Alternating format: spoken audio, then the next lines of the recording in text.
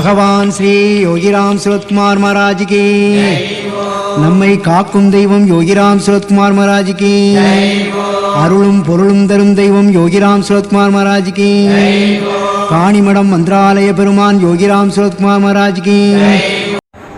योगीराम सूरत कुमार, योगीराम सूरत कुमार,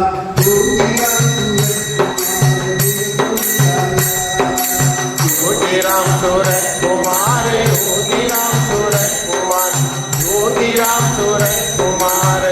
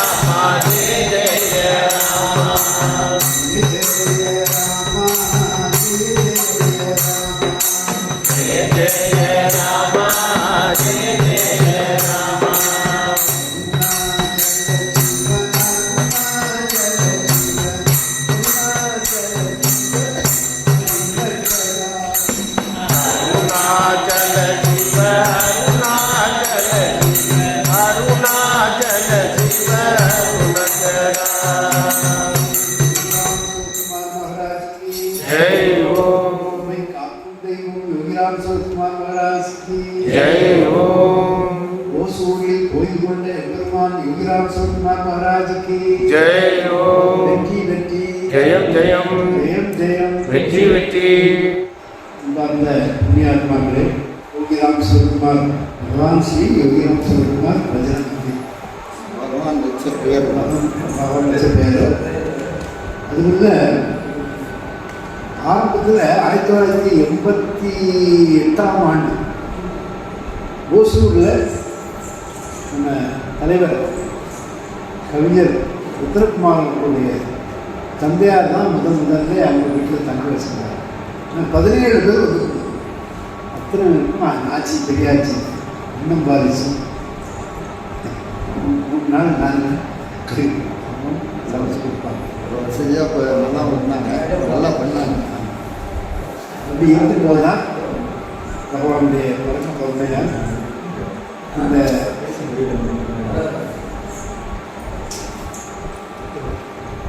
பகவானுடைய கருணையால் இப்படி ஒரு கோயில் கட்டணும்னு சொல்லி செட்டியார் எல்லாரும் செட்டியார் ஆணித்தரமாக இந்த நிலத்தை ஆணிக்குளம் முதலாளிக்கு தான் எழுதி கொடுத்தாங்க. பகவான் உத்தரவு கொடுத்தா உடனே நம்ம கோயில் கொடுத்துருக்க கோயில் கட்டணும். இப்போ அடியடி கொடுத்து சாப்பிட்டோம். எல்லாமே இப்படி ஒரு உருவான பெரிய ஆலயம் பகவான் இருக்கின்ற நேரம் 2 கோயிலுக்குன்னா அந்த பகவான் இருக்கணும். ஒன்று காணியம் முதல் என்னுடைய ஆத்மா அங்கே இருக்கின்றார். அந்த ஆத்மா அங்கே இருக்குன்னு சொன்னால் அந்த ஆத்மாவுடைய ஒளி சாமி 2வது அங்கீகாரம் கொடுத்தது நம்ம கோயில் அதனுடைய திறப்பு விழா, அதனுடைய கும்பாபிஷேகத்தை ரொம்ப சிறப்புமாக இருக்கும். ஏராளமான பக்தர்கள் இதர்களுக்கெல்லாம் அன்னதானம் வாரி 3 தடவை ஐயா பெருமாண்டார் செய்யாங்க. அதெல்லாம் மாற்ற முடியாத நிகழ்ச்சி. அதே போல் இப்பவும் எழுத்துக்க பாரதமானும் இருக்கின்ற அப்படி பெரிய கட்டறிஞரோடு சான்றோர்களும் தெய்வ சான்றோர்களும் தொடர்ந்து விசாரிக்கிறது. அதனுடைய வைப்ரேஷனே வேறு. அதான் அன்றைக்கி சங்கோடு வந்தார் சுவாமி முழுங்க வைப்ரேஷன் அவனுக்கு பிடித்த மாதிரி சங்கம் ஒரு இதெல்லாம் பண்ணாங்க. இதுபோல் தலைவர் கவிஞர் ருத்ரகுமார் அவர்கள் எழுதிய கவிதைகள் எல்லாம் உயிரோட்டமாக ஏன்னா அதை பல பாடல் வழிகளையும் பாடல் விதனையும் நாம் பாடிக்கிறோம். அதே போல் இன்னொரு CD போடணும்னு சொல்லி ஒரு தீர்மானம் இருக்குது. போடும்போது இங்கே தான் போட்டு வரை காணிப்படத்துக்கு எல்லா தடவையும் பிறந்த நாளாக இருக்கிறது, அதே போல் கும்பாபிஷேக நாளாக இருக்கிறது, அதில் ஜெயந்தி விழா நாள்னு எல்லா ஒவ்வொரு வருடமும் ஐயாவுக்கு அனுப்பிச்சுட்டே இருக்கேன். அதே போல் அது உலகம் முழுவதும் நம்ம போயிட்டு வந்து நல்லா மலேசியா, சிங்கப்பூர் அதெல்லாம் அவங்க அங்கே உள்ள செஞ்சியார்கள் எல்லாரும் வரணும்னு சொல்லிட்டு எல்லாரும் இருக்காங்க. கொரோனா எல்லாம் எல்லாம் கொரோனாவுடைய தாக்கம் இன்னும் குறையுது. சிங்கப்பூர், மலேசியாலாம் ரொம்ப டெஸ்ட் பண்ணுவாங்க.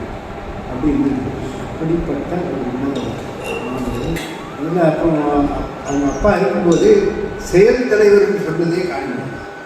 ஐயா தான் செயல் தலைவர். செயல் தலைவர் கோயில் பார்த்துக்கிட்டு இருந்தேன். ஐயாவுக்கு அப்புறம் பெருமாள் போய் உத்தரவு கொடுத்தாங்க, அடுத்தாப்புல நீங்கள் தான் பார்க்கணும் அப்படின்ட்டு.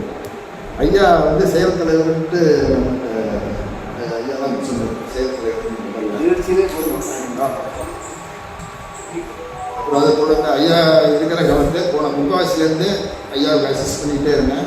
அதுக்கப்புறம் அந்த தலைவர், செயல் தலைவர், அதுக்கப்புறம் தலைவர் பொசிஷன் எல்லாம் பகவான் கொடுத்தது. ஐயாவுடைய அறிவுறுத்தல் இதெல்லாம் வந்து பெரிய கருணை, பகவானுடைய கருணை தான். மந்திர் வந்து பகவான் அமைச்சு கொடுத்த மந்திர். ஐயா சொன்ன மாதிரி முதல்ல இடம் வந்து காணிப்படத்துக்கு கொடுத்தது. அப்போ வந்து சாமி அங்கே எங்கே குளம், இது ஆலயம், அங்கே திண்ணை, வயல், காடு இப்படி நாங்கள் திரும்பிட்டு இருந்தாங்க. அவங்க இருக்க இடம்ல வீடு இல்லை. அப்போ பிஸ்னஸ் ராஜ்யாலும் நொடிச்சு போயிருந்தாங்க அப்பா. அந்த நேரத்தில் சரி ஒரு இடம் கொடுக்கணும்னு ஒரு எண்ணம் வந்தது பகவானுக்கு. அப்போ இவங்க அப்போலேருந்து வருவாங்க, எங்கள் வீட்டுக்கெல்லாம் வருவாங்க. அப்போ சாமிகிட்ட போய் கொடுக்கும்போது சாமி அதை முதல்ல இது பண்ணிட்டாங்க, இருக்கட்டும் கொஞ்சம் இது பண்ணிகிட்டே இருந்தாங்க. அப்புறம் அது என்ன நினைச்சாங்களோ அது சாமி போட்ட முடிச்சு. எப்படின்னா இடம் வந்து ஐயா கொடுக்குறாங்க, பெருமாள் ராஜாவை ஐயாவை மகாலட்சுமி வழி நடத்த வைக்கிறாங்க. இவங்க நம்ம கூடவே இருந்து துணையாக இருக்காங்க. நம்ம பொன் காமராஜ் சுவாமி 3 பேரையும் சேர்த்துருக்காங்க. இதில் அந்த சேர்த்து ஐயா, பெருமாள் ராஜையா, அப்பா, சுவாமி எல்லாம் கோயிலில் அவ்வளோ 1000 பேருக்கு முன்னாடி ஐயாவை பவர் கொடுக்க சொல்லி கட்டடத்தை சொன்னாங்க கட்டுறேங்கிறாங்க அப்படின்னு சொல்லி இந்த கோயிலை நிறுவ வச்சது பகவான். தனிப்பட்ட உத்தரவு கொடுத்து கும்பாபிஷேகம் சாமி பெருமாள் ராஜையா பொன்காமராஜா சொன்ன மாதிரி ஃபஸ்ட் மாதம் ரொம்ப பிரமாணம் நடந்தது. அடுத்து 2012 நடந்தது. அதுக்கப்புறம் வயது முதிர்மையால் அது தொடர்ந்து ஒவ்வொரு அடிக்கல் நாட்டு விழாவிலேருந்து பெருமாள் ராஜையா, மகாலட்சுமி அம்மா வராத வருடம் இல்லை. அது ஏன்னா வழிநடத்துறதுக்கு பெருமாள் ராஜையா நியமிச்சிட்டாங்க. இங்கே தலைமை ஐயா சரணாமியா. இப்படியே இந்த மந்திர் வந்து ரொம்ப இப்போ சமீப காலமாக ரொம்ப சிறப்பாக நடந்துக்கிட்டு இருக்கு. இப்போ இந்த கமிட்டியெல்லாம் போட்டு நம்ம அண்ணாமலை இவங்க அப்பா சொல்லியிருக்காங்க, இங்கே வந்து வீட்டில் வந்து தங்குற போது நம்ம அவங்க அண்ணாமலை வீட்டில் போய் தங்கலாம் அப்படின்ட்டு. இப்போ அவர் தான் ஜெனரல் செக்ரட்டரி அண்ணாமலை. கமிட்டி அமைச்சு கொடுத்து ரொம்ப பிரமாதமாக நடந்துக்கிட்டு கோயில்.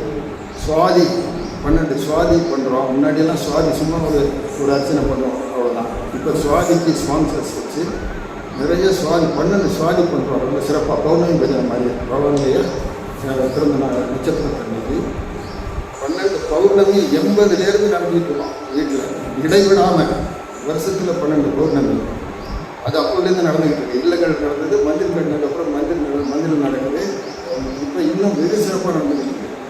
அதுக்கெல்லாம் ஒவ்வொருத்தரும் பக்தர்கள் அதுக்கு நிறைய வர்றாங்க. ஏன்னா இங்கே வந்து பிரார்த்தனை பெட்டி வச்சுருக்கிறோம். பகவானுக்கு வந்து பிரார்த்தனை எழுதி வச்சா நிறைவேறுது. இங்கே வைப்ரேஷன்ஸ் நிறைய இருக்குது. பகவானுடைய நாமம் நிறைய இங்கே சொல்லப்படுது. அதான் என்னுடைய சிறப்பு.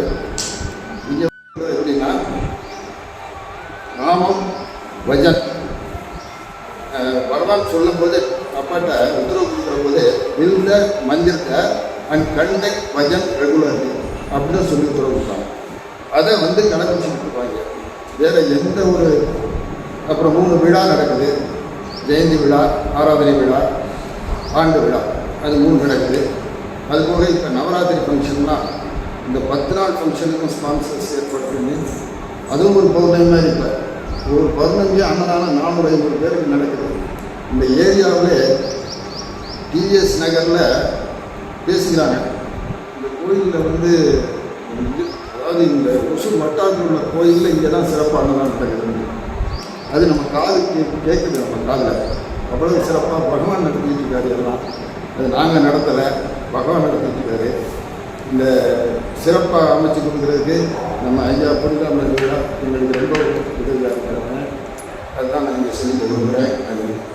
அதாவது காணிமடம் வந்து ஃபஸ்ட்டு கும்பாபிஷேக டயத்தில் நான் கவிதை எழுதியிருக்கேன். அந்த மலரில் வந்து வந்துருக்கு. அது ஃபஸ்ட் மாதம் எப்படின்னா 93 ஃபஸ்ட் அனுப்பிச்சு ஐயா வெளியே. அதுவே ஒரு சிறப்பு. அப்போதே வந்து உள்ளே நம்மளை நுழைச்சாங்க. பகவான் வந்து யாருக்கு என்ன வேலை கொடுக்கணும் அப்படிங்கிற அவருக்கு நம்ம வந்து இஷ்டப்பட்டு எதுவுமே பண்ண முடியாது. நம்ம நினச்சா கூட மந்திரிக்குள்ளே வர முடியாது. அவர் நினச்சாதான் நம்ம வந்து வேலையை பண்ண முடியும். அந்த மாதிரி அதே மாதிரி ஒவ்வொரு வருடமும் ஐயாவுக்கு கவிதைகள் எழுதி அனுப்பிச்சுட்ருப்பேன், பிறந்தநாள் கவிதைகள். அப்புறம் இப்போ நாமாவில் வந்து சொல்லி ஒரு 2 நாளைக்கு இருக்கா 3 நாளைக்கு இருக்கா சாமி எப்படி தான் அது கொடுக்குறாரோ தெரியல. 74வது கவிதை இப்போ நேற்று போட்டிருக்கிறேன். அதாவது 13 ஹவரில் கிட்டத்தட்ட ஒரு 60-70 பேர் லைக் போட்டிருக்காங்க. ஒரு 10-13 ஹவருக்குள்ளே ஒரு எல்லாம் சதம் தான் 100 அடி. நீங்கள் படிச்சிருக்கீங்களா கவிதை? அது ஃபுல்லாக அந்த கவிதைகள் தான். அந்த ஃபேஸ்புக்கில் பார்த்தீங்கன்னா அந்த கவிதை பண்ணிகிட்டே இருக்கும். அது நம்மளே நம்ம பெருமையாக பேசிக்கூடாது. அந்த இதெல்லாமே கொடுக்குறது வந்து பகவான் தான், அதில் சந்தேகமே இல்லை. ஒரு வரியை வந்து பகவான் கொடுப்பாரு.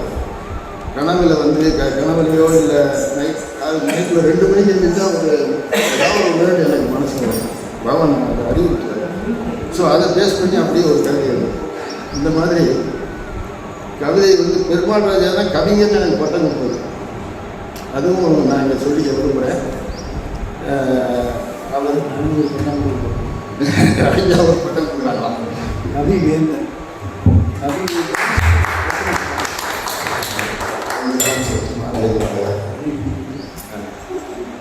எல்லா புகழும்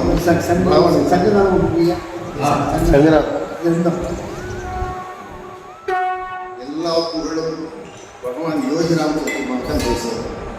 நாங்கள்லாம் கருவிகளாக இருந்து இந்த கோயிலை கடைசி வரைக்கும் விடாமல் நடத்தணுங்கிறது தான் எங்களுடைய விருப்பம். அது ரொம்ப சிறப்பாக அதை நடத்தணும், அவ்வளோதான். பகவானுக்கு இந்த சர்வீஸை நாங்கள் தொடர்ந்து பண்ணிட்டு இருக்கோம், அவ்வளோதான் எங்களுடைய வேலை.